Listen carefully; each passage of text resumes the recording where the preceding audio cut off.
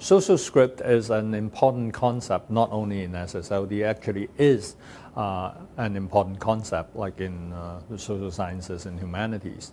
What we're referring to were scripts that are socially constructed by any given society, governing the life of the members or the people living in it.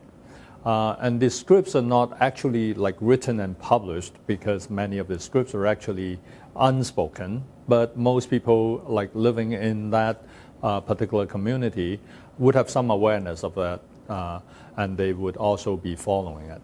Let me give you an example. Like in Western cultures, for instance, in the last while, we believe that like people would start dating or developing intimate relationships later in their adolescent years.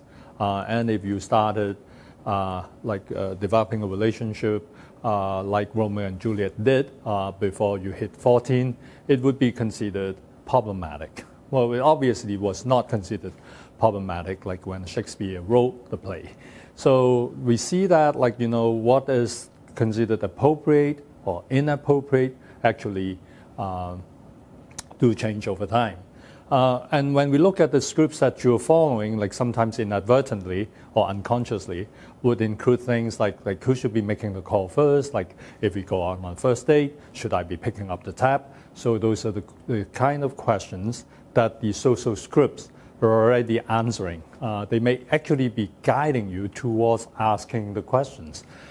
Say, for example, here in the West, people believe that like for most people, you go through this sequence of like getting to know someone, dating, and then like you may propose, and then you get engaged, and then you get married, and then you get separated, you get divorced. So you go through that sequence. But you can easily imagine in like some other cultures, people do not necessarily go through that sequence. And even right here, where I live, right, in the city of Toronto and in Canada, well, quite a few people have actually chosen not to follow that script. But then, for people who are not following that script, interestingly, they may actually be following other scripts. I'll give you an example. If you're gay and you're young, you're living in Toronto, when you're negotiating relationships, there are also unspoken rules that the gay community here would like subscribe to. And there are things that are cool to do and there are things that are not cool to do. So negotiating relationships in a way is always governed by some kind of social script. And the key idea that I want to propose is for you to be at least aware that you are following certain scripts. And you have to be aware of why you are following those scripts. And then, like when you got that, I will be making another proposal, right?